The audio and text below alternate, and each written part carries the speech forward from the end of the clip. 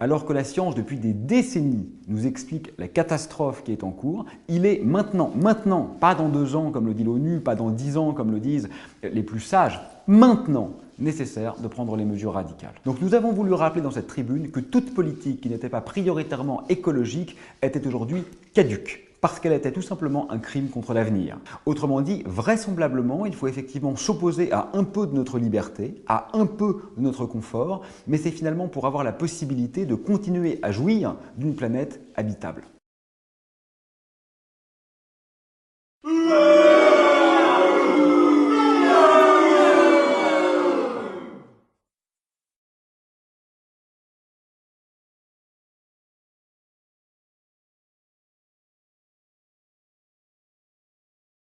Tout d'abord, cette augmentation de la taxe sur le carburant aurait été inefficace. Pour les riches, qui polluent le plus, le surcoût que ça représente est totalement négligeable. Elle ne réduira donc pas leurs déplacements. Les plus pauvres, quant à eux, n'utilisent leur éventuelle voiture que pour les déplacements vraiment nécessaires et il leur est rarement possible de déplacer leur lieu d'habitation, de travail ou même de changer de voiture. Donc, inefficace.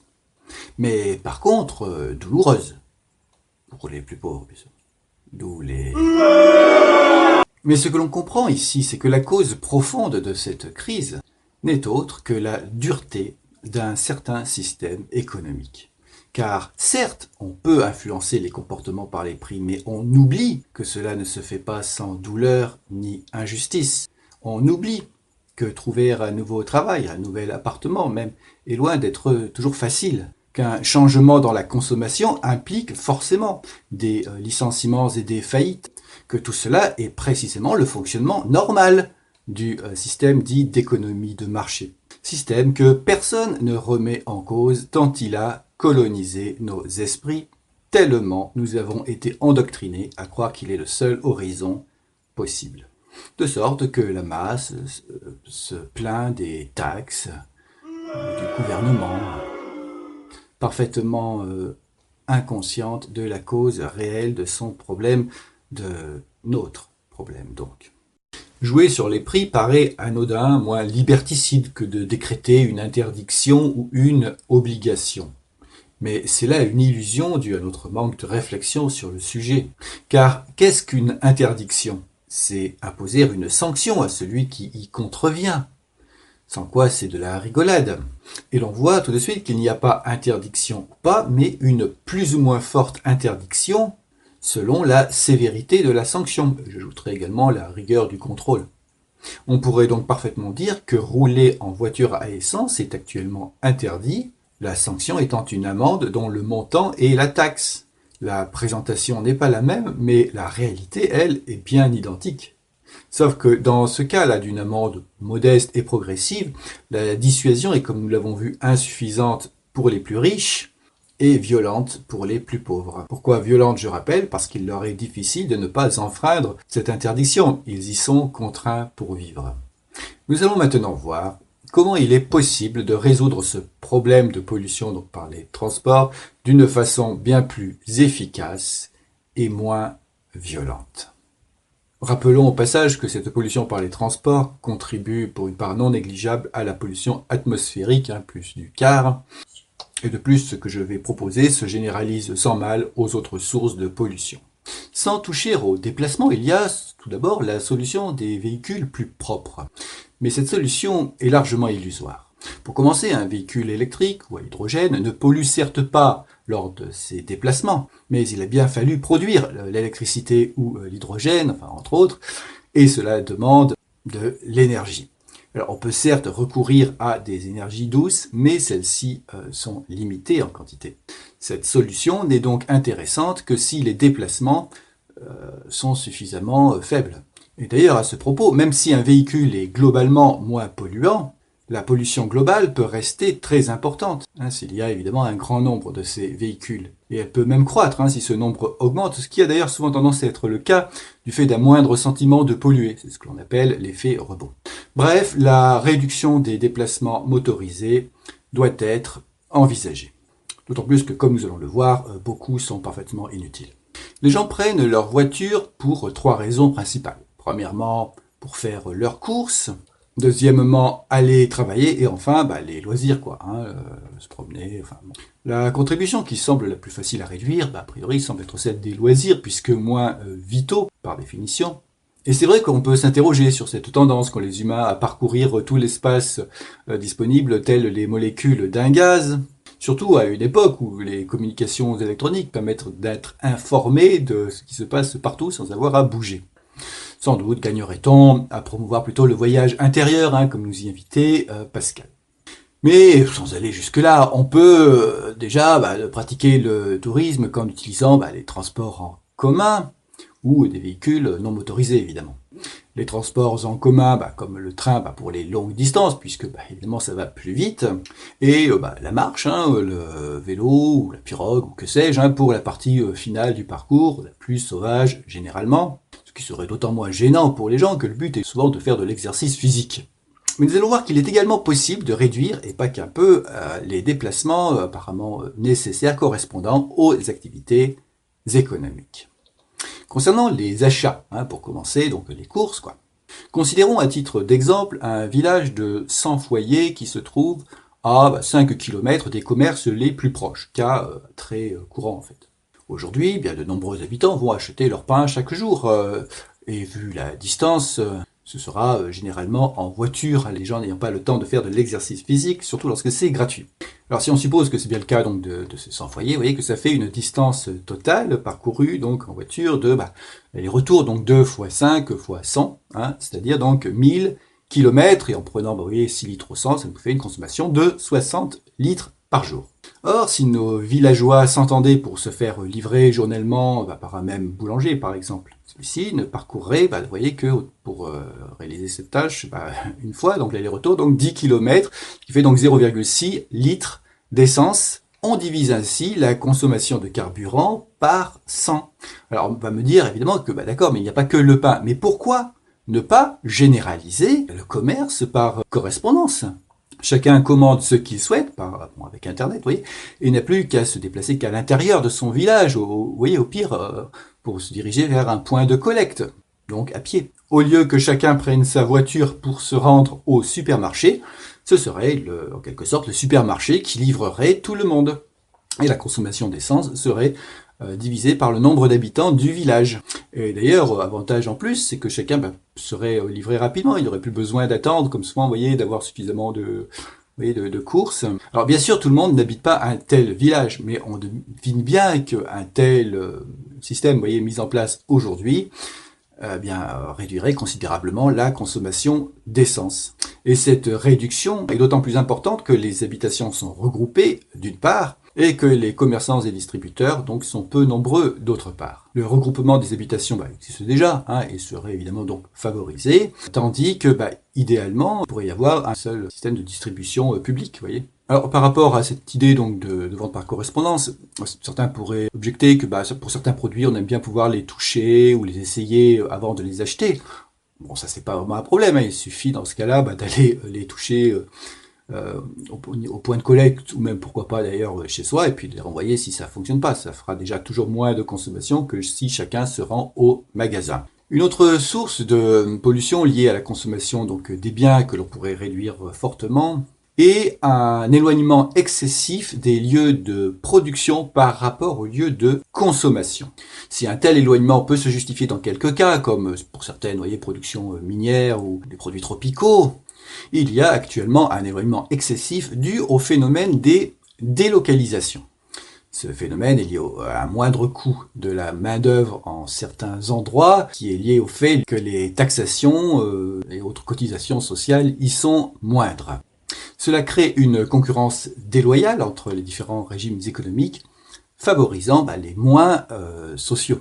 Et il y a un phénomène équivalent favorisant les régimes avec moins de contraintes écologiques. Alors en attendant, évidemment, d'homogénéiser ces régimes, on peut déjà faire une chose toute simple. Pourquoi ne pas taxer les importations provenant de pays les moins, on va dire, éco-sociaux, plus exactement, avec une taxe qui compenserait précisément, vous voyez, ces différences. Quoi de plus juste ? Point de protectionnisme, là. Ainsi, une production se rapprocherait tout naturellement avec le temps de là où elle est consommée, à cause bien sûr du coût du transport. Cela ferait non seulement moins de pollution, donc, mais aussi d'ailleurs moins de chômage dans les pays les plus éco-sociaux. Cela favoriserait donc de telles mesures, ça ne peut être qu'une bonne chose. Alors voyons maintenant ce qui peut être fait concernant les déplacements pour le travail. Parce que à l'inverse de la taxe carbone, le remboursement, vous savez, des frais de déplacement au niveau de l'impôt sur le revenu, ce qu'on appelle donc les frais réels, est anti-écologique lui par contre. Alors tout d'abord, de nombreuses activités professionnelles peuvent être faites à la maison, c'est ce qu'on appelle le télétravail. Alors un obstacle à cette idée, c'est que le patron qui paie son salarié à l'heure de présence souhaite pouvoir le surveiller. Et l'on voit donc que ce surcoût en transport est l'un des nombreux effets pervers du salariat. Pourquoi ne pas tout simplement abolir celui-ci? C'est-à-dire tout simplement de faire en sorte que le travailleur soit payé en fonction de sa production et non pas d'une durée de présence. Reste que certaines activités professionnelles nécessitent la présence donc, du travailleur en un lieu précis. Eh bien pour ça, déjà, vous voyez, les habitants de notre village, travaillant sur une même exploitation aux mêmes heures, peuvent, comme on dit, covoiturer, au moyen, par exemple, d'un minibus. Alors encore, on voit que l'organisation collective est la solution. Mais on peut aller plus loin encore, et faire en sorte de fournir à chacun un travail et un logement à proximité l'un de l'autre. Actuellement, le travail et le logement sont souvent insuffisants et ne sont pas pensés ensemble, si bien que chacun est contraint de prendre ce qu'il trouve, d'où des distances travail et logement souvent importantes. Combien d'individus habitent en un point A, travaillent en un point B, tandis que d'autres habitent en B et travaillent en A? Il leur suffirait d'échanger, quoi. Et de plus, on peut faire en sorte que toute nouvelle exploitation agricole, minière, etc., soit accompagnée de logements à proximité, évidemment. Bref, dans une organisation collective plus rationnelle, chacun habiterait beaucoup plus près de son lieu de travail, alors ce que je fais ici n'est pas d'ailleurs son lieu d'habitation. D'où évidemment une réduction considérable de la pollution par les transports.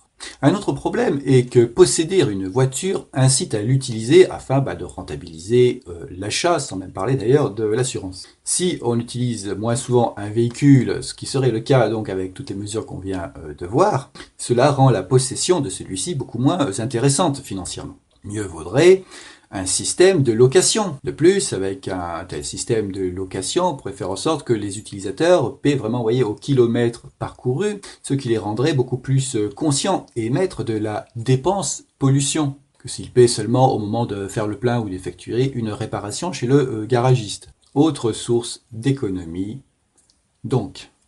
Et pareil pour la maison. Généraliser la location apporterait plus d'économies grâce à plus de souplesse. Car nous sommes entravés par l'abondance et l'importance de nos possessions. Souvent inutile d'ailleurs. Et en plus, cela agirait au niveau psychologique, en réduisant un certain matérialisme. Les gens seraient moins attachés à ce qui les divise. Or, là est la véritable définition de l'égoïsme, si on y réfléchit un peu.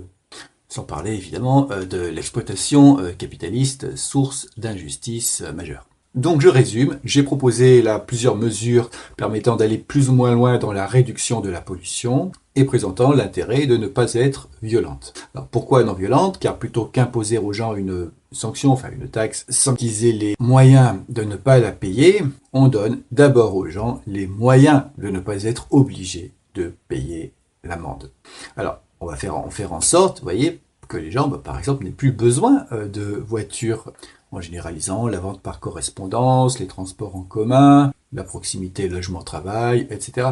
À la limite, on pourrait maintenir, du coup, vous voyez, la taxe qui ne concernerait plus donc que les déplacements individuels motorisés de pur agrément divertissement, en la présentant comme une amende, histoire d'avoir peut-être un poids moral supplémentaire, ou juste de ne pas être hypocrite, resterait le problème d'inefficacité, injustice que nous avons vu d'un tel système n'affectant pas les plus riches. Sauf que la véritable cause de cette injustice, à la base, c'est un système de rémunération injuste. L'économie de marché capitaliste. Ça ne se poserait pas dans un système juste comme ce que j'ai proposé, donc je vous y renvoie dans d'autres vidéos.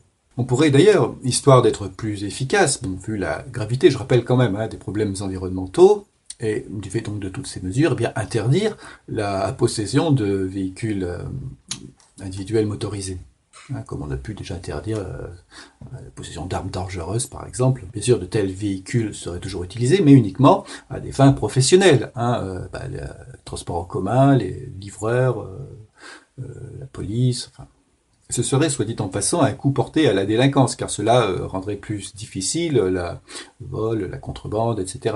Alors, cette extrémité peut sembler violente, mais elle ne l'est pas, car il ne s'agit pas de pénaliser la satisfaction de besoins fondamentaux, comme avec la taxe carbone dans certains cas.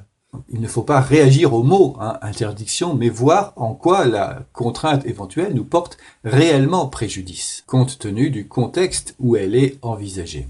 Bon, ensuite, je n'ai pas parlé ici des sanctions, mais ce pourrait être des amendes, ou en attendant qu'un système d'amende puisse être juste, ce qui n'est pas le cas aujourd'hui, travaux d'intérêt généraux, pas besoin de recourir à la prison, évidemment. Dans cette société écologique, chacun obtiendrait facilement un logement, un travail, plein d'autres choses aussi, puisque tout cela lui serait proposé. Et s'il n'en est pas parvenu à lui trouver cela, ce ne sera pas à lui d'en faire les frais. Il ne paiera pas donc pour les déplacements éventuels. D'où une forte réduction, en tout cas, de cette dureté que nous avons constatée tout à l'heure dans l'économie de marché. Mieux, les gens n'auront plus besoin de se battre les uns contre les autres en se devançant, en négociant un prix pour obtenir ce qu'ils souhaitent. D'où, au passage, moins de conflits et des rapports humains plus harmonieux. Bref, le gain d'une telle révolution serait considérable. Bien sûr, l'organisation collective ne suffit pas. Encore faut-il qu'elle soit réellement utilisée dans le sens du bien commun. Mais cela est possible aujourd'hui grâce à l'eucratie. Système non seulement efficace, mais empêchant tout rapport de domination. Donc là encore, je vous renvoie à une vidéo que j'ai faite sur le sujet pour ceux qui ne connaîtraient pas. Bien sûr aussi, un changement aussi important ne peut se faire du jour au lendemain. Pourtant, sur le long terme, il est sans doute nécessaire. Mais il peut, par contre, être mis en route dès aujourd'hui. Rien ne nous empêche de commencer le chantier par des expérimentations à échelle réduite, de la réflexion, de la communication, tout cela étant indispensable. Notons aussi que cette idée-là de progressivité, d'expérimentation locale, répond à l'objection consistant à dire que une politique écologique dans un seul pays n'est pas très utile. Puisque il faut bien commencer quelque part, amorcer le processus, expérimenter. Qu'est-ce qu'un écologiste digne de ce nom pourrait faire d'autre? Bref, de vraies solutions existent, être cohérent avec l'urgence écologique est possible. Il suffit de se remuer un petit peu, comme on dit, les fesses, mais aussi j'ajouterai les neurones, histoire de faire ce qui est vraiment le plus utile, quoi. Mais qui est réellement écologiste? Humaniste, ajouterai-je. Eh bien, chacun d'entre vous qui m'écoutez ne peut répondre que pour lui-même. Et je vous invite à le faire en passant, le cas échéant, tout de suite à l'action, avant qu'il ne soit trop tard. But I don't care about being popular. I care about climate justice and a living planet. You say you love your children above all else. And yet you're stealing their future in front of their very eyes. Until you start focusing on what needs to be done, rather than what is politically possible, there is no hope. We cannot solve a crisis without treating it as a crisis. We need to keep the fossil fuels in the ground, and we need to focus on equity. And if solutions within this system are so impossible to find, then maybe we should change the system itself.